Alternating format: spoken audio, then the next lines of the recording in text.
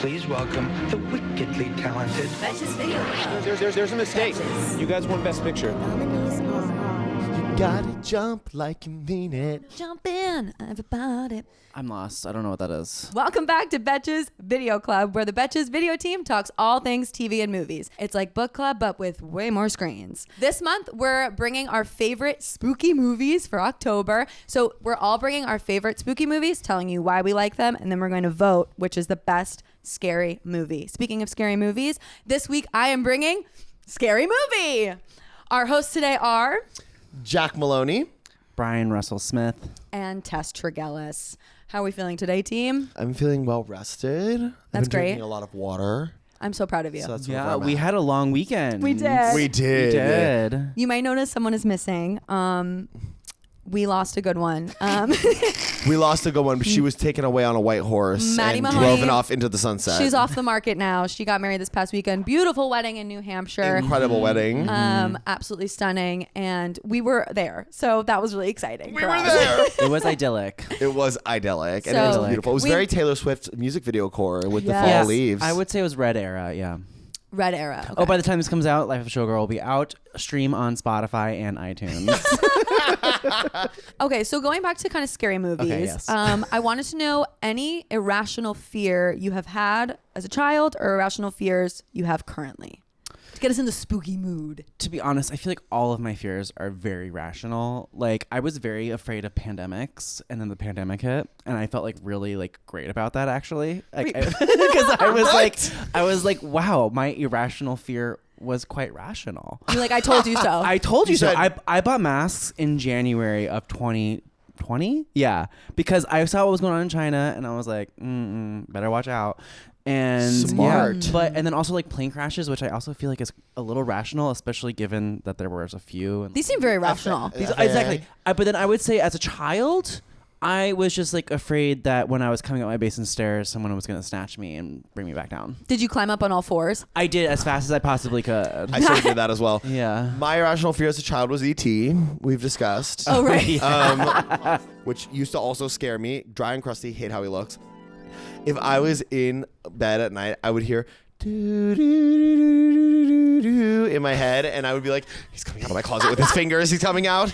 My irrational fear now is probably more rational than irrational, that if I ever black out, I get super irrationally scared that I like confessed my love to somebody. Oh. That You I should like, never be scared to say you love someone. you know what? That's true. Yeah. But it's mostly to boys that have secret crushes on maybe. How many secret crushes do you have?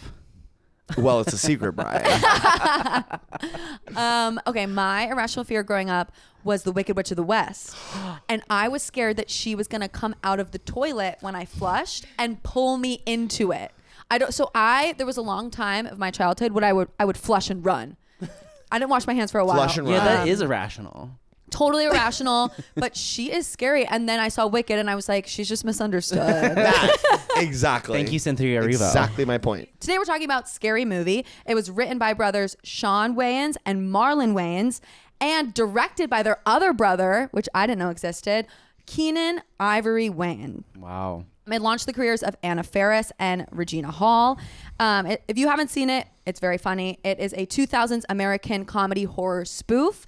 It follows a group of high schoolers who accidentally kill a man and then throw him in the lake, and they swear to secrecy, not to tell anyone. Meanwhile, a guy in a ghost mask is killing all of them. The movie parodies Scream, I Know What You Did Last Summer, The Shining, The Sixth Sense, and basically every high school cliche you can possibly think of. It also parodied that like Budweiser commercial. Yeah. That was like the "What's up?" I didn't get that reference. I just thought Yeah. they were being silly. I'm the eldest of the group, and so that came out in like Brian's the elder. 1999.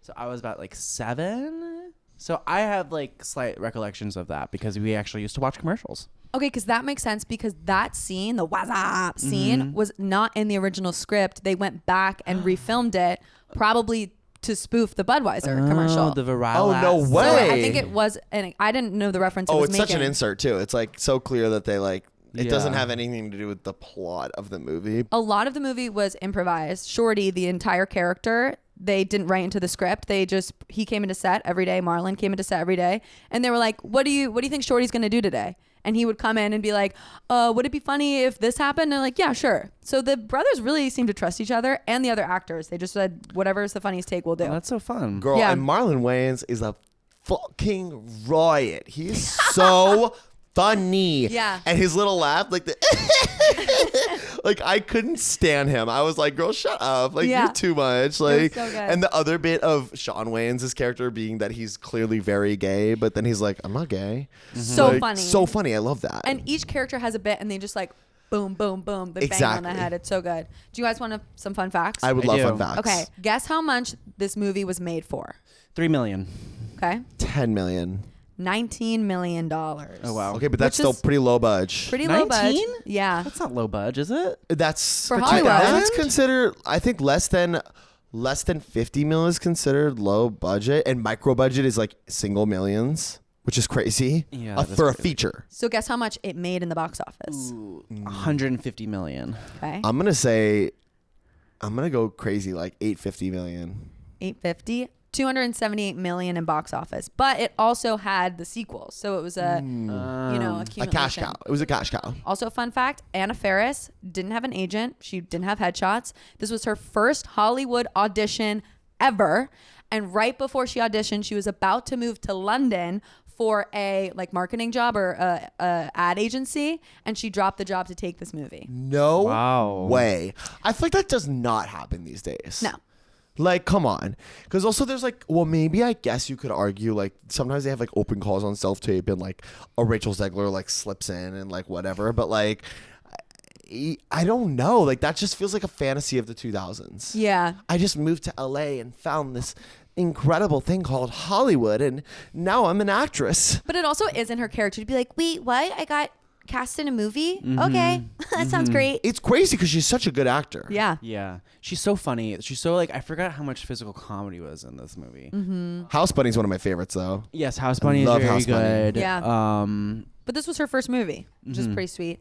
Okay. Can you guess the working title of Scary Movie? Knowing all of the things it parodies. I Know What You Screamed About. Close. I know what you screamed last summer. Close. Last summer, I screamed because Friday the 13th fell on Halloween. Oh man, that's funny. That's good. But ironically, Scary Movie was the working title of Scream. Interesting. Really? Kind of a That's sort of full circle. full circle moment here. Regina auditioned 5 times, so kind of like the yin and yang of both of those characters. I want to be Anna Faris. I Can someone know. just pluck me up? Someone out there listening to Betches Video Club. I'm really funny and cute too. Pick me, please. Me, pick me. Me. It's Picking also- me, pick me works in Hollywood, right? Wait, Yeah. that kind of segues into one of my hot takes. Are you ready for it? Okay. I am. Hot teens getting killed is one of the most pick me things you can do. Well, I mean, like when she's like doing the, oh, am I supposed to cry now? Oh, is this where I bleed? Yeah. Is this where I break my leg? And you're like, Jesus Christ. Yeah. No, literally, I feel like they actually confirmed that because Yeah. of that exact bit. Even murderers want me. You know, it's like Yeah. everybody wants me, even a killer. Like, Well, that's why the first bitch who dies is usually one of a few tropes, right? And a lot of times it's the dumb hot girl. dumb hot girl Yes. dies first. So Always. like that sort of lines right. I mean, even the beginning of Jaws, girl, we see those legs. Those are good legs. And the shark said, "Yeah, you die first." Yeah. I loved when they killed the girl in the garage. She's like, I'm just a day player. Oh, that was so funny. You I can't love kill me. all the meta jokes about it being a movie or about the industry are so good. That I'm just a day player. This isn't a movie. This is real life. No, pretty sure it's a movie. There's the director and the DP and da. Or also when they're like, the Wayans Brothers was a good show. It ended Yep. 5 seasons. We didn't even get a finale. Yeah, the breaking of the third wall was my I think my favorite point. Like when she was running from the killer, and then the camera like zooms in her face and it hits her in the head. Oh man, yeah, that was so good too. That's so funny. I think the early 2000s is one of the best time periods, and I think everyone's really nostalgic for it. You know, we had the landline. A landline. You can't make a horror film without a landline. No. I sort of do wish I got to experience like high school in that era where like not everyone had an iPhone. Like, they were you had to passing like notes. Yeah, you passed notes because it was like the last time that high school felt vintage like that. You know what I mean? Because if you really think about it, like Brian's giving me side eye for that one. But I feel like but let me make my point because I think the tea is I feel like high school culture it always changed a lot, like socially, but like let's talk about like technologically, it didn't necessarily go advance too much from like, you know, the 70s, 80s, 90s, 2000s. Like you're passing notes, you're like, you have books in your locker and whatever. Now it's like we all have MacBooks and we text on our iPhones and like we have like an app to open our locker. You know what I mean? You could kill someone, throw them in the lake, and nobody would find out. Yeah. Like, and now they would be like tracking your iPhone. You like. Yeah, they'd be like, you did it. You can't even kill anyone these days. No, I know. You literally can't even murder. It's so rude, Brian. I mean, come on. Like, they're listening to us. They know. They know everything. Yeah, like the whole scene where they kill the guy. I was like, yeah, y'all wouldn't get away with this these days. No. It's so much harder. Okay, so this is a parody. I think parodies are better than remakes. Like we need to Completely agree. stop making Disney movies. Let's spoof a Disney movie. Yeah. You know what I That'd mean? be great. Like, why, That'd be great. Why do we have so many Batmans? Let's do a parody of So many. Batman. Yeah, I think parodies are the best because they're like kind of a little FU to the industry. It's like Totally. we're all doing the same thing. Why are we keep doing this? With remakes, there's such a magnifying glass on like getting things right. You know what I mean? Like you better not mess X, Y, and Z things up. But if you're parodying it, everybody's coming in expecting you to mess everything up because that's the point. So you just have so much more license, I feel like, to be creative and to not be perfect. Yes. And the thing about this movie especially is just like the parody of it all, but the amount of like tiny little bits, the little cutaways that are so like actually clever. Like in the beginning, like the popcorn just getting gigantic. Like I loved that. what? It's just like kind of just like out of nowhere, but you're like, great, I love it. Or another small one is when the cat jumps on the trash can and scares the day player girl in the garage. Yeah. And she's like, oh, I didn't see you there, cat. and then there's another sound and she goes, oh, I didn't see you there, horsey. And there's just a huge horse in the garage. Horse. Like, I miss that. Like, why You- we don't do comedy like this anymore. No, you have to be so smart to make something so dumb. You do. Like you have to be really smart to just have the Yeah. dumbest things happen and people go, that makes sense. Yeah. And also that's funny because honestly, a lot of these jokes could easily fall flat or not really. Like, okay, even in the very, very, very beginning, which I want to talk about the beginning sequence because I think it's a really important lesson in filmmaking. But Get your books out. It's everyone- lesson time. It's lesson time with Jack. So when there's the table of weapons and she picks the banana, it's like that is so dumb, but it works because time for the lesson. Everyone take your notes out. You can do anything on stage or in a or on screen if you do it in the first 5 minutes. And I think that's like an adage about just like storytelling, right? Narrative storytelling. And this movie perfectly encapsulates that in my opinion, because that sort of, I call it sort of a cold open, but it does set up the plot in a way. It does every trope they're about to do the whole movie. And just lets you know, hey, this is going to be super, super, super dumb. Yeah. So just get on board. Yeah. Question: did you actually know who that person was in the beginning? When she started running through the sprinklers, I was like, oh, that's Baywatch, but I didn't know she was the actress from. No, that's Carmen Electra. Isn't that Baywatch? No, I think that's Pamela Anderson. She was just like a very sexy lady of the time. Oh. I have an older brother who's 8 years older, and we shared a bedroom, so she actually was on my wall growing up. I did not put her there. I actually put up Anakin Skywalker. For very not reasons of I love Star Wars. Yeah, exactly. Should we go to the quote corner? The quote corner. All my right, faves. Favorite quotes, go. Okay, I like the one. By the way, shout out Sherry O'Terry. Love you. Yeah. Love her. That she was the newscaster, the hot woman newscaster. Yeah. But when she's doing the news report outside of the girl Heather's car or whatever, she goes, Heather, are you aware that your boyfriend's probably just been murdered and you're about to be slaughtered? I was like, that's so insane. And then it goes straight to that scene of her with her nose up, and of course it's perfectly filmed where her nostrils are like so focal, and I'm like, oh, why are her nostrils like so focal there? But then it's like stuff just comes dripping out of it, and it's so ridiculous. My nose started running watching that. It's like one of those things where you see someone like touch their eyes and Yeah. their eyes start watering. Like it happened to my nose. That's a parody of the Blair Witch Project. Oh, I didn't know that. Generational differences, man. Yeah, so I don't know any of these references. To me, this is just a movie. They just made this completely original. Yeah, Regina Shit, Hall.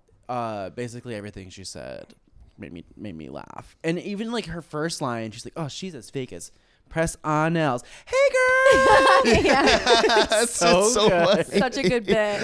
Also, I love it when you can tell a movie was written by Black people and they make like those kinds of self-aware jokes, because it's like obviously they have license to do so. Yeah. So it's like when she goes, "Hey, sister," and she's just sort of like, "The fuck?" Like Yeah. it's Or, like, perfect. how like the black news team, they were like, some white kids are getting murdered. We're getting out of here. Exactly. That was perfect. All the white news stations just reporting like normally, and then them. My favorite quote was Buffy Gilmore. Yeah, and mom said for you to stop sticking your dick in the vacuum cleaner. Doofy! And then it's him with the vacuum. Yeah. Like, you can tell this was written by men because it's such 8th grade boy humor. It where it's is. like, It really is. they were in 8th grade being like, should I put my dick in the vacuum cleaner? And they're like, Yeah. dude, do it. And then they put it in a movie. That was what something that was like I've forgotten about how like sexual it was. I was like, wait, they were showing penises. This They was just did. Like, Wait, they did? They did multiple Yeah, times. multiple Tess. penises. The penis that went through Sean Wayans' head. yeah, God, straight I up, missed it that. went through the glory hole and like into his ear. Maybe because I watched it on something that bleeped that. What did you watch it on? YouTube? Oh, you Oh, did? you probably. Probably. you I watched it on Paramount. Like there was like Plus. you didn't see the testicles of the gym teacher. No. Oh, you did. Oh, and you didn't see the little baby penis that the one John had. Oh, okay. There's a lot of penises. Good stuff. During that same scene, she calls Doofy a R-worded R-word. Yeah. And that's something I've actually noticed in today that people are starting to bring. See, I'm not comfortable saying it, but some people today are saying the R word again. Have you noticed that? Yes. I sort of have, because I think it's sort of part of this like swinging back right, Yeah. anti-woke, blah, blah, blah movement. So the 2000s really are coming back. They are. They Yeah. are with a capital R. Well, see, Okay, in the stand-up world, there's always like these phases of like jokes that people make, like it's dating apps, and then it's like there was an eating ass kind of phase, and now it's the R word that's coming back. People like saying that because they know people will be like, can we say that anymore? And I think it's a cheap joke. And I'm expensive. I like expensive jokes. Ooh. But that brings us to our big question, which is, did this movie age well? okay, and here's my hot take. Besides the R word line, actually, I think you could pretty much make this movie frame for frame today, and it still flies. And here's why.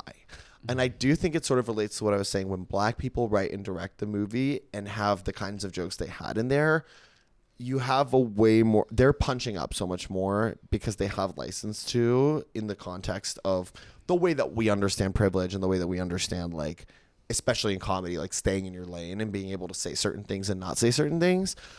I feel like even the Doofy character, which, you know, throughout the movie, I was like, damn, you could not do this character today. But then at the end, when he takes off, you know, the costume and he's like not actually like that, I sort of like was like, wait, not that it redeems it, but like, does it sort of then make it just like, oh, so this guy's just a shitty person? Like that wasn't a real differently abled or neurodivergent person. It was a guy pretending to be something because he is the murderer. And so he's just a shit guy. It's not a commentary on neurodivergence. I don't know about that because I think you'd be really hard to find an actor or a good one who would be willing to do that character today. Mm-hmm. You know, like that's like, it's like no one would want to do that because it can be perceived as offensive. However, I do think a lot of the gay stuff would not fly today. Really? No, it was like because like there's a whole like vilification of gay men and throughout the thing and a parody of them by straight men. There's not one single gay person actually in it. Would it be different if like Sean Wayans' character was actually a gay man? Like Playing straight, but playing gay. Like if you cast the movie differently, does it If give he you was a license gay to do that? man? Like if a lot of the gay jokes were made by gay actors, I think that would make it better. I don't know. I think I even think that the scene with the gym teacher probably would not. Yeah, would not there were a lot of fly. trans like stuff that wouldn't probably Miss Man. Miss Man. Literally Miss Man. I think a lot of that, I don't think it aged well. There were a lot of times where I was like, I don't know. But I also think parody can draw that line because they're making fun of the bigger Yeah. picture, which is like Hollywood actually doing these things. Yeah. Right. So I think they can toe the line, but I do think if this was remade, it would be different solely because the tropes of Hollywood are different. Like scary movies now are not as much about like those teen dramas. Yeah. I also feel like because there were parts that did age well, but like we're saying before, like you didn't understand the Carmen Electra references, like with Prince, or there was like the Was Up commercial. Like I think it still plays well because the movies that it's parodying are so iconic, but the pop culture references are like kind of like That's Yeah. for sure. That's for sure. I mean, the pop culture references are, no offense, kind of irrelevant now because it just was of the time. but it still worked for you. But it still worked. It was still funny. okay, I just yeah. didn't have to get it. Oh, damn. Based on your guys' answers, I'm kind of prepping to be canceled now. But I don't know. I just like, honestly, it's so interesting to hear your thing about the gay stuff because to me, like, I guess that just didn't really bother me because straight men are so gay all the time. Yeah, So like I was like, that's such tea. Like, it's not even the parody of gay people; it's the vilification of gay people. I think. where do you feel like they were because they were the Because killers? they were killing people because they were gay. Right. Okay. That's tea. Like I don't think that would really fly. Okay. And see, so it's funny because when I watched that, I just interpreted that as like, it didn't. Yes, I see what you're saying. Because that's another, but again, that's another Hollywood trope. Is like the villains in like Disney movies, like Scar and the Hades, like they're all like effeminate men. And like in Aladdin, even Tea. Oh yeah. they're kind of like Yeah. gayish men, and they're the villains. And so if they like had actually like blowing Jack, Me realizing. had they Jafar is gay. yes, Like, I knew I liked Genie Jafar a little too much. had they like leaned into that more, maybe it would work. Being like, oh, of course, the gay men are the murderers. Right. And you know what? To me, it's like interesting because I don't even think they were thinking about it all that hard. I think it was just a cheap joke for them, which back to cheap jokes. I think that they were just like because that was Sean's bit the whole movie, he was like, and I'm gay and we're in love, so that he could be like, I'm not gay. Like, I don't even think they were trying to do all that. You know what I mean? Which is actually probably that makes it worse again because it's like they're not being thoughtful about it. Like, it's Yeah. not that. But also, they make fun of everybody. Like, true. no one's safe in this movie. Like, at some point, you're gonna watch this movie and be like, "Oh, I'm offended." So, also in my head, I'm kind of like, "Well, they hurt everyone's feelings." They did a bit about enslavement. Yeah. I mean, they did. Oh, yeah. And that was Keaton Ivory Wayans. Yes, that was the director. Yeah, that was the director of the movie. I was wondering because he looked like them. Yes, it's Keaton I Ivory. was like, he looks related to those guys. That was Yeah. sort of his cameo. Yeah, that's his great cameo. Any pop culture moment we could parody right now? I think we could parody all the girly pop singers, Absolutely. and they're like bedazzled, like, you know, kind of shirt like this that's like tight and like you know, big hair. It's like the Taylor Swift, Sabrina Carpenter, like the kind Choppington. of fanfare of all of that. I think we could parody, and they all like get into a girl band and they have to like fight each other to the death to be like the only pop girly in the world. And that's sort of what the Pop Star Academy is that created Cat's Eye. Yeah, a true. little bit. I guess superhero movies would be great to parody. I also feel like I would love to see a parody of a hospital drama. Ooh, that would be good. I think that would be really fun. The Pit, What Grey's would it be called? Anatomy. Yeah. I think it would be really fun to parody a lot of these like reality housewife shows that we have now because you have like not only all the Real Housewives franchises, which by the way I love all these shows, which are all great, but you also have the Mormon Wives now. Like, What should they do? What religion should they do next? oh my God, they should be like something really, really, really niche. Like, I Which don't wives? know, like maybe they're Crystal Wives. wives, like people who love crystal. Oh yeah, like astrology wives Yeah, or something. astrology Yeah, something wives. that's like we can all get behind that. Like parodying Like- trad wives, I feel like is kind of in that genre of just like Yeah, totally. And I also think it would be fun to parody dating shows because there's so many of them now. yeah. Marlon and Sean Brando. Brando. Marlon Brando is where I went. Marlon and Sean Wayans.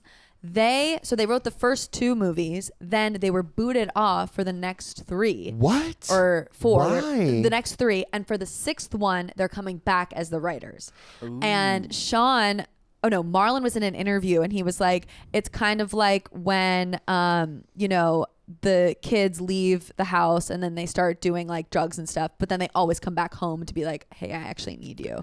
So I think they're pretty petty about all of this. They made this huge franchise and they were kicked off of it and now they're coming back. Who kicked them off? Do you know the tea? No, I just know that they weren't asked back to write again. which is crazy. But they were in them, weren't What? they? I think they were in them, but they didn't write them. Yeah. So there's some drama there. And they're making a 6th one coming out on June 12th this summer, which I think is going to be so fun because it's going to be also kind of ironic, like remaking a parody.